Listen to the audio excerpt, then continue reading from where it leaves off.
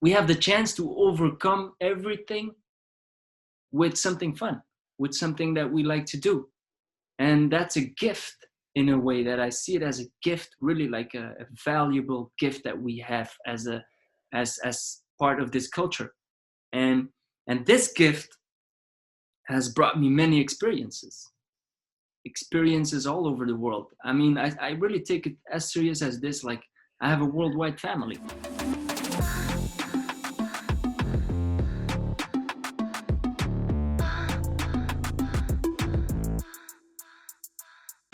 Thanks for watching another episode of the ProDance Talks. My name is Paul and I'm the channel owner of ProDanceTV. I've been active in the breaking community for around 20 years. And due to the recent happenings, I started ProDance Talks. And in the recent past, we had some great guests already, from Hooch from the UK Champs, Tyrone from IBE, Kareem Rockford Cruise USA, Munir Vagabond from France. And today it's my honor to welcome Admir from Belgium. And to me, Admir is a true breaking entrepreneur, champion b-boy, but also active on many different levels in the community.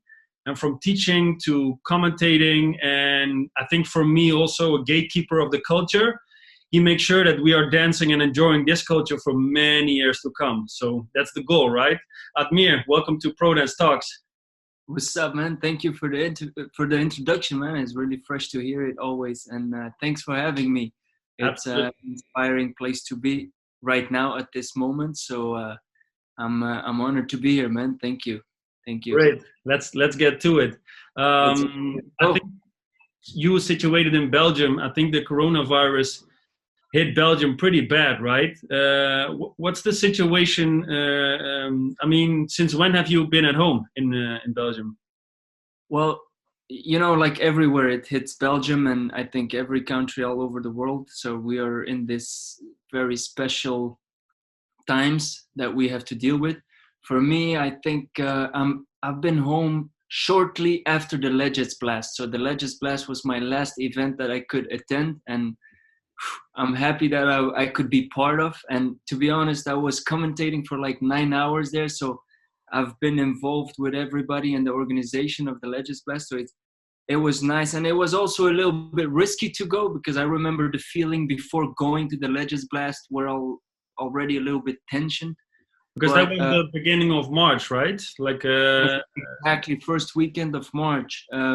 It was already risky to go, but still not a lot of information was out there yet. There was not, like, the government were not convinced yet to lock down the borders and the countries. But like a week after, or a few days after the Legends Blast, after coming back home, well, I locked myself down, you know, like I locked myself in, and especially in hearing all the news, and I realized pretty quick that it was going on. It was really bad. So, but also from Wuhan, from China, the information that was going through right there was also was serious. So I took it serious immediately. Even at the Legends Blast, I took it seriously. Like, you know, like I took my distance, but also, of course, doing all the necessary things to keep safe. Was there ever a necessary consideration that you know of that the Legends Blast would not be able to happen? I know that, for example, with the Just the Boo, they pretty much canceled it during the weekend of Just the Boo. Was it ever in consideration of the Legends Blast that you know of?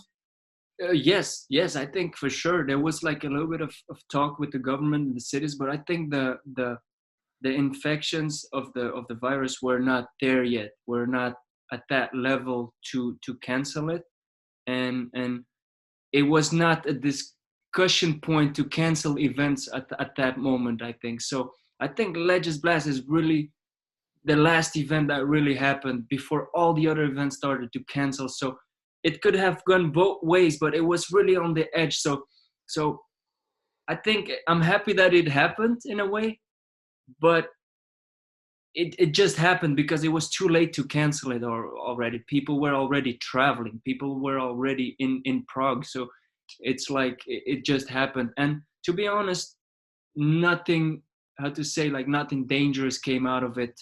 And thankfully. But, you know, like after that, you know, when really the infection started to spread, I think it's a necessary thing to do to cancel all these events. And everybody followed with the right decisions after that. But of course, they talked about it to cancel it or not, but they decided to still keep on going and doing it. And I think it was the last hip hop festival event of the year. Yeah. At what moment did you realize for yourself, maybe there's nothing going to happen for the rest of the year? Man, to be honest, I even feel like it's going to take longer than a few weeks or a year, if there is no solutions to it, or if it's going to become part of our lives in a way, like, and like all the other things in life in general, incidents that happen and other viruses, it's part of it right now, and hopefully they come up with a solution, but we got to deal with it right now already, but also in the future. Like, we got to adapt to it, because I don't see it changing back to how it was. Like, it's like almost in my feeling, from my perspective, it seems to be like almost impossible to bring it back to the way it used to be. So well, I realized pretty quick that this is gonna take a while. When the borders started to lock down, like to be closed, when all the events, everything started to be canceled, when almost all the shops started to close, it was like, okay, this is serious. Like, I mean, this is really serious. But also people and connections from Italy sending messages. And I'm originally from Albania, so it's the country right next to Italy over the seas. Right there, they locked it down way before Belgium or Holland or these countries. So I was following the news at my parents' house and checking that news out, and which showed like locking down the whole city. And it was already serious, like before Belgium locked down. Like, adapt to the situation, like we always do in breaking too. When we have an injury, we adapt with the situation and we break differently. Or because I also come from a surgery and I couldn't train that much, means that, okay, I'm not going to stop breaking. I'm just going to adapt. I'm going to get involved in a different way, start something new, a new style, or maybe start doing something differently. So it kind of gives also space to us as artists of B-boys or B-girls to create, it gives us a certain time that we never had, because we were always traveling and we were always going to events. So I believe it gives us also time to break, like to take a break from everything that we were doing. So I see it positive also, like, and it like, it is just part of now. It is just part of the time and flow with it, like flowing with it. But yeah, man, it is how it is, and we got to go with it.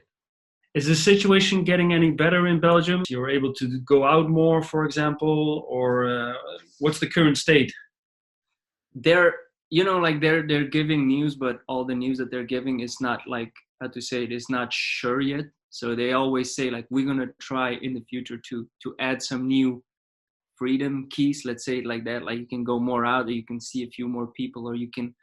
But to be honest, it's like it's still unknown. Like, it's still unknown.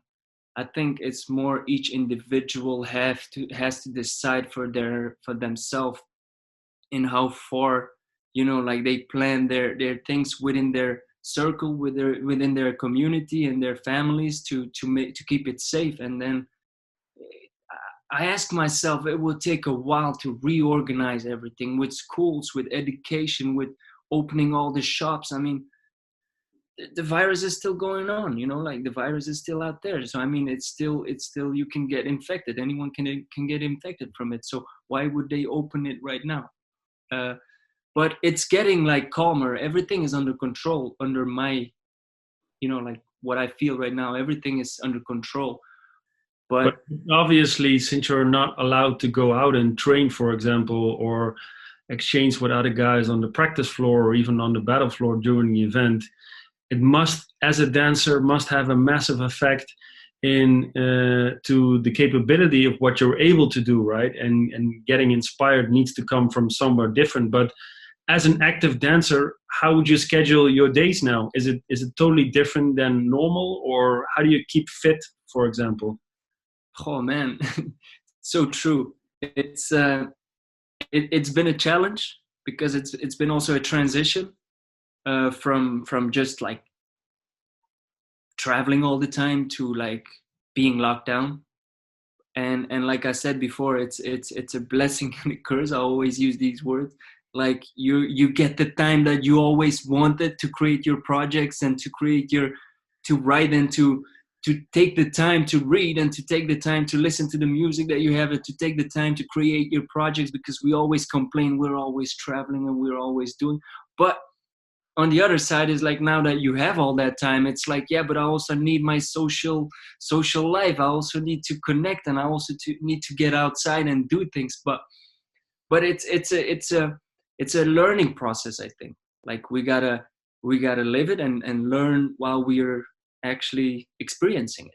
So in the past couple of months have been very challenging for me, to be honest, in a way of, because I moved in and in a new crib, and I also moved in with my girlfriend from a long distance into lockdown. It's super dope. So it's everything. All these changes came at once. I also got a position of helping the Olympics for the Flemish side of Belgium, and it's also like, for me everything goes on, but then from home. So I have calls, I have meetings, I have writing down. Also, I go run outside. Like I'm running mostly.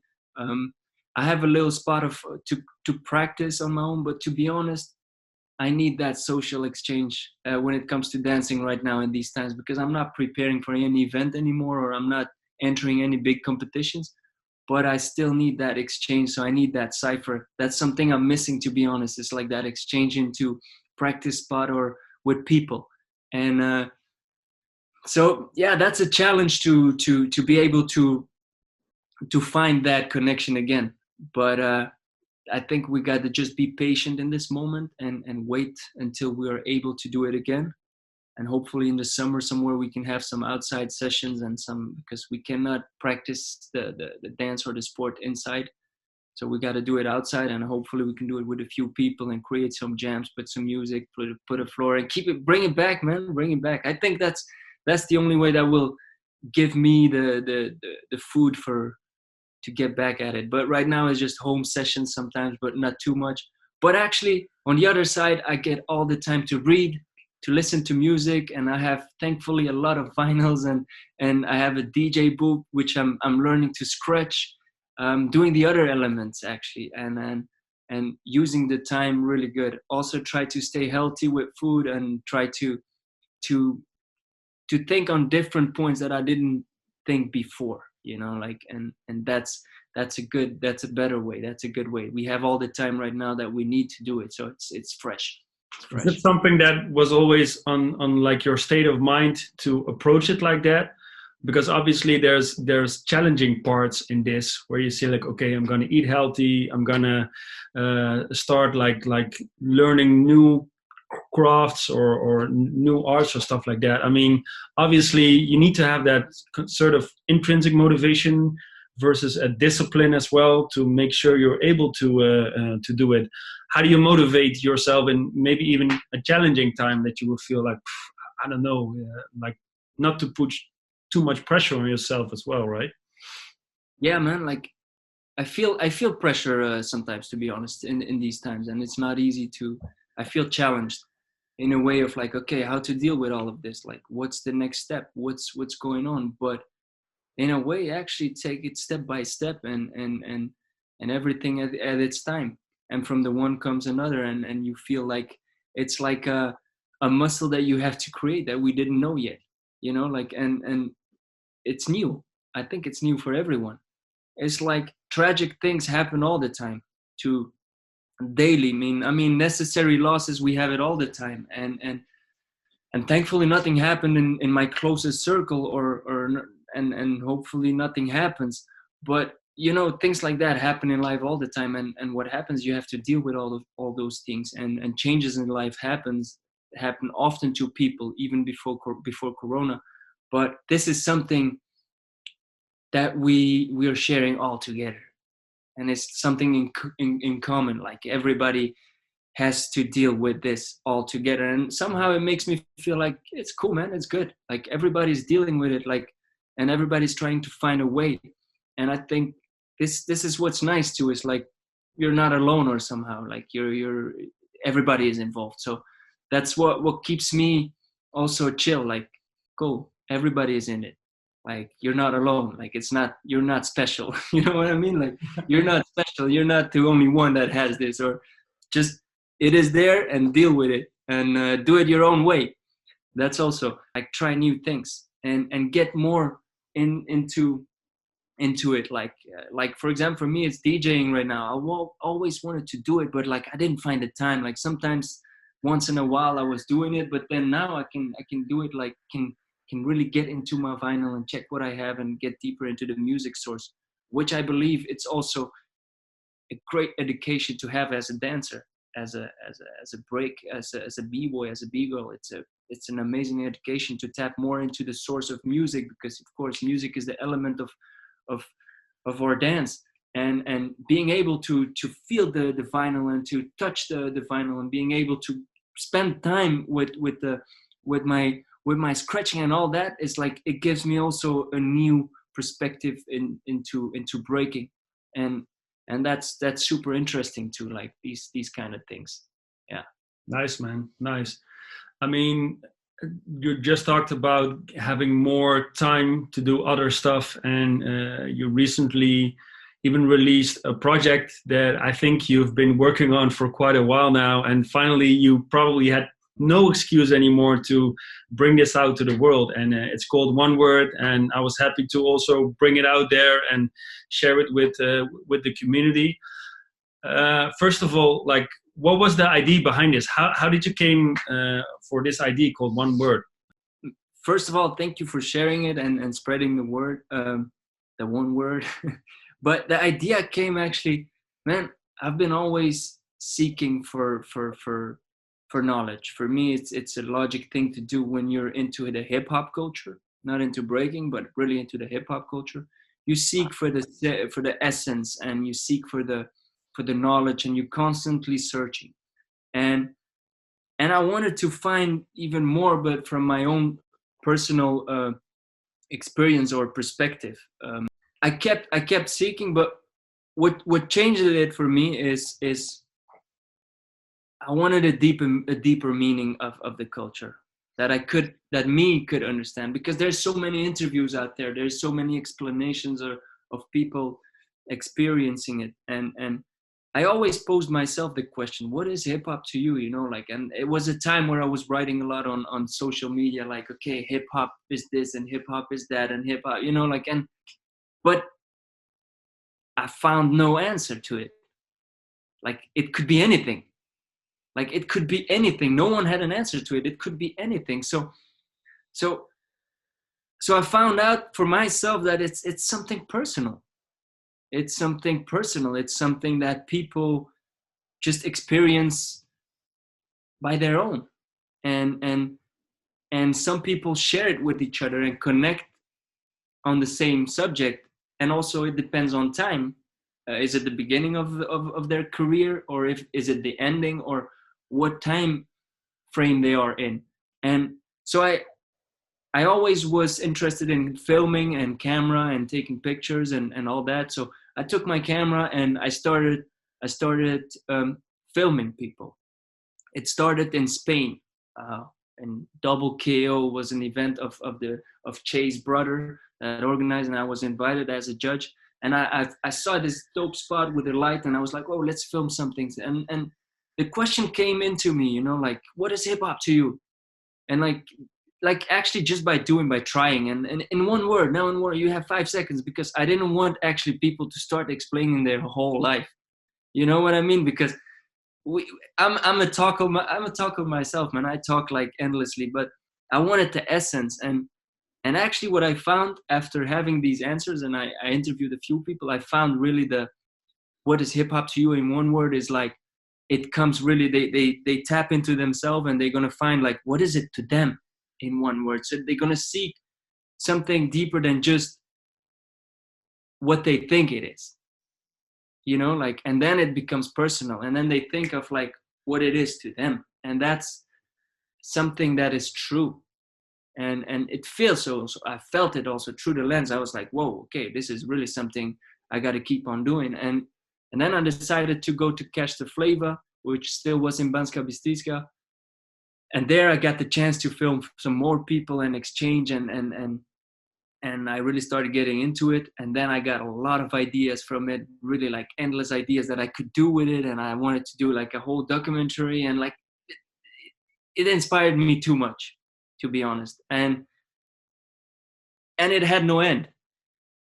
Like hip hop has no end. It had no end. So for me, this lockdown decided for me, like, yes, let's just throw it out there and it's out. I mean, it has no end. So why should I spend all my life on creating content and filming people, which could have been more interesting? But I believe it's just the message is there. It's out there now. I have like space to create new things, and the one word is out there. So it's interesting to see the feedback of people, and especially in these times, you know, like I took the time to really like to edit it and spread it.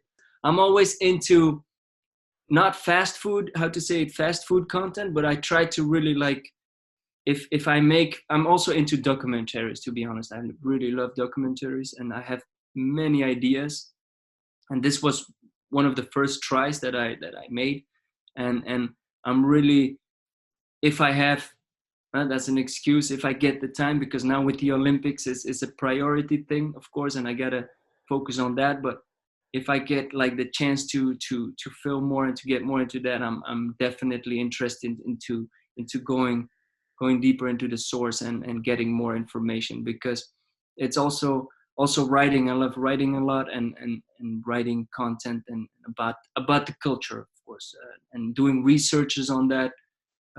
Psychologically, but also mentally, and also, you know, cultural. But you know, as it's endless, so you can keep on finding new things, and that's what I like about it. But also sometimes I gotta zoom out and be the eagle and have the overview, because sometimes you can go as detailed as you can go, and you can get lost into the mess of information and so many things that's going on about hip hop in these times, you know, like it's so much, and it's going fast. It's going super fast, and it's super interesting, because, and also in these times right now, it's super different. I'm looking forward what's going to look like when we come back. Like, I mean, how the event's going to look like, and how is the people going to feel, man? How is the first hug going to feel? How is the first check going to feel? Like, it's all things like is the people going to act different? Is the people, their level, are they going to dance different? Because everybody's practicing home, man. I've seen some people practicing home, and all these kind of things. It's interesting to tap into that too, like, and to have to make a study on that. Like, I'm always interested in researching and finding new ways and new solutions about our culture and the scene and the breaking and all that. So, imagine the dancers who are practicing every day but not posting videos about it, and the first event is gonna be in 1 year. Imagine what monsters will come out of that houses to attend those first events. You know? It's gonna be a crazy one. Crazy. Like, I'm looking forward to see that, to be honest. I'm really looking forward. It's gonna be fresh. Yeah. As a dancer, right? I mean, obviously you start with in the beginning of your career maybe with a lot of digesting what you get served, like events or clips or whatever. At some point, when you're more than a couple of years away with your breaking career, also for you turned into more preserving that culture and making sure that people will still dance in the next 50 or 100 years. Where does that motivation come from on your end? Do you see too many changes that you feel, okay, this is not going the right way? Or do you just, where does the motivation come from to preserve that culture part? Wow, that's a great question, man. First of all, I always try to go back to why I started in the first place. I try always to remember myself. Why did I get the spark? Why did I get the magic of what I'm doing? And that's where it all starts. I mean, the spark for me is like the first thing that started everything, just for me. Not about, I'm not talking about hip hop in general, but just for me, like, and it's been after that, it's been a great journey, because I always try to remember myself why I started this in the first place. And it has been for being able to express myself and being able to it's also been a therapy into life, and it's been many things, you know. I'm not gonna come up with the cliches and all that kind of stuff, but it's the truth. And that's what I remember myself always into it. And the journey has been very interesting, and also the journey, of course, of having that stair that you're walking all the way up, you know, like that's a super interesting, all these challenges that you come across, and you're able actually to fight them with something fun, with breaking. Actually, you're we have the chance to overcome everything with something fun, with something that we like to do. And that's a gift, in a way that I see it as a gift, really, like a valuable gift that we have as part of this culture. And this gift has brought me many experiences all over the world. I mean, I really take it as serious as this. Like, I have a worldwide family from all over the world, and I can go tomorrow to China and I have a place to sleep. I can go tomorrow to Africa, I have a place to sleep, and it goes on and on. So the experience that I got out of from where I came until now, it is still living inside of me. You know, like the messages that I got from listening to the tracks, the music, the life lessons, you know, because it goes deeper than just some random music. Sometimes if you tap really into the source of the music that we have, it's constantly life lessons and struggles that the hip hop culture has gone through.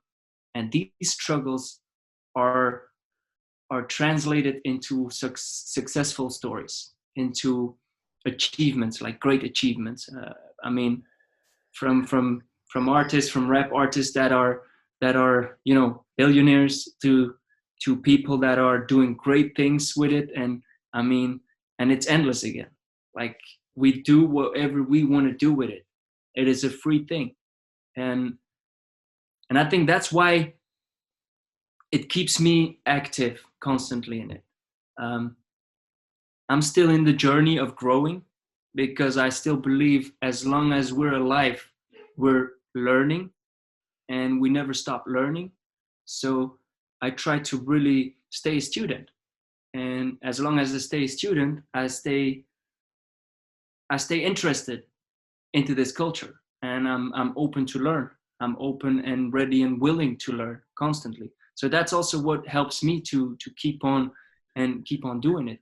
I'm learning from the young ones. I'm learning from the older ones. I'm learning from my friends, from the people around me. But also I'm learning from all the history that is put out there. And I'm talking about history that people have written and people have written, and videos and documentaries. And there is so much information to process, which we don't even have the time to do. But that's why we got to filter and do our best into it. And to me, it's also a way of translating all that information into and processing it, but also sharing it. You know, like if something worked out for me, then I'm going to share it as quick as possible to help my next fellow, to help my next person next to me. And that's for me, that's been always something that helps me feel good in the first place. I think that's one of the greatest values that we have in the community, you know, that you kind of become those gatekeepers and pass that information on that has that true value and meaning of what we try to keep in that culture. That's amazing. That's really nice. Absolutely. So yeah, man. You talked about past. You talked about your path in your breaking career as well, and obviously, even from a solo level, from winning a BC1 to the many crew battles that you did with Team Smeta, traveling all around the world. Yeah. Let's take us back to, let's say, one or two moments that you feel like, okay, and it can be a win, obviously, because a win kind of proves that you're at a certain level and you get recognized for your style and your craft and everything that you do. But I also know you as a guy who is not only in here to be that champion b-boy, but is also there to really enjoy that culture and to spread that as much as possible. Take us back to a good moment from your breaking career in the past that we could feel, okay, this one is definitely. Man, there's so many. I know. We should do a separate talk about it, but let's do one to kick off. You see this out there? It's like it's all bracelets of events and places that I've been to. I made a trophy out of it. Like, this is my biggest win. This is my biggest how to say it? This is my biggest win in life, is the experience of. But I would say, man, the after parties have been good to me. No, people who will see this, they know. But they have been good to me, man. After parties, they're always dope, because competition is a good thing, and the stress is out there, and then you just go randomly with friends from all over the world. But I would say, man, God damn it, there's so many. Yo, Paul, there's so many. Sorry, man, I put you on the spot there, but I had to. But with the time, also everything changes. Like everything changes also. But if I would think of a younger moments, like Korea R16, the first time, was something that I really like. That was like a crazy achievement into breaking. Which one was it? Do you remember? Was it like 2009 or a little bit later, 2011 or something? 2011, 12, yeah. I think when Massive Monkeys won versus Jinjo in the final. Yeah. That was like an unforgettable moment, man. It was like Uzi Rock was there, Rock's right, with everybody, Massive Monkeys with Thesis, and name it. Like, there's so many people that were out there. And for me, I was a young guy, still so much to learn, and I was hungry for whatever was out there. And I wasn't challenged by anything, to be honest. Like, nothing was a challenge. I would do anything. I would be stupid enough to try whatever, but it was fun. If I look back at it, it's like Korea for the first time. Super. Was it also maybe because of the fact that the level of organizing an event such as R16, the whole stage, the whole setup, of course, all the artists who were there from all around the world, but when you are first going to Asia for such a big event, for example, it must have an impact to not only be on the battlefield, but everything around it, right? To be in that whole environment, around it, production, and getting inspired also on that level. That's a good point, to be honest, because it wasn't the event, it wasn't the battle even. It was the experience around it. It was all the little moments that triggered me, and these little moments are just good times moments, and the exchanges and the relations that you get to make while being there. Because you got to see it as this: the moment of shine is only 10 minutes out of 6 days. Come on, I mean, 10 minutes that people get to see, but 6 days that you get to share with people in hotel lobbies and until late, and parties, and walk through the city with your crew, and like experience like real life. These are moments like that I really cherish too, like that I really remember constantly. And also like I said, with time, experiences change.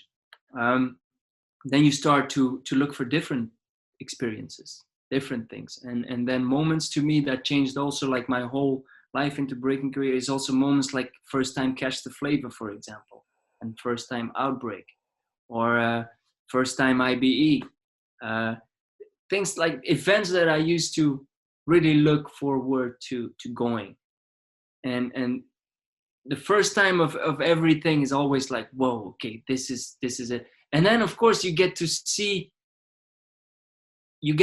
what's in it for you there. Like, why are you here? Like, are you the best? Are you for the competition? What's your interest? What does trigger you like the most? And to me, to be honest, it was never the first place.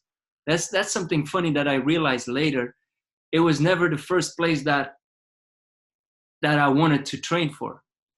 It was like I always liked to be behind the scenes and look how the production was going on. I always was into events, and I always was into photography and into video, and I always was actually trying to see what's going on behind the scenes. How do they do it here, and how does it look here? Why is the vibe here like this and not there?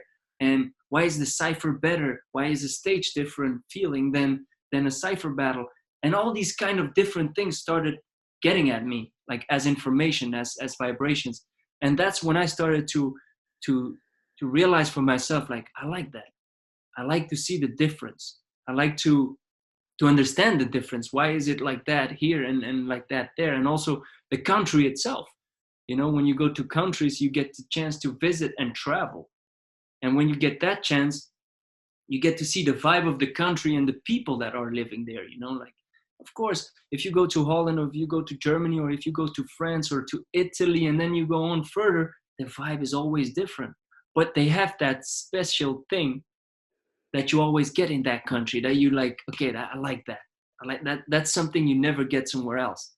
And these events show the differences. And I started to get more into that later on. And super interesting point though. Yeah, Nice, man. nice. So many experiences, man. Come on, it's endless. I can imagine. We need to do a different talk about this one. Different talk, man. Like, because I can imagine, like, obviously crazy stuff happens on the battle floor, but even more crazy stuff happens at the after parties. But that's maybe you don't want to know. You don't want party talk. Nobody want to know. We should start like a podcast about after party talks. Absolutely. I'm gonna do that. I'm gonna share some crazy stories. What's the crazy story? I have one last burning question that's been on my mind for a while, especially when the one word small documentary came out. I have to ask it though, man. I'm gonna bite it totally from you. Admir, what is hip hop to you in one word? God damn it. I said it. Oh shit.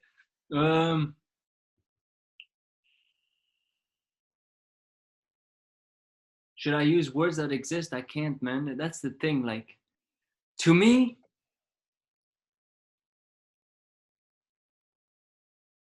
it's endless, infinite. Dope. There's no end to it, man. Dope, man. Going on and on. Dope, man. Really nice.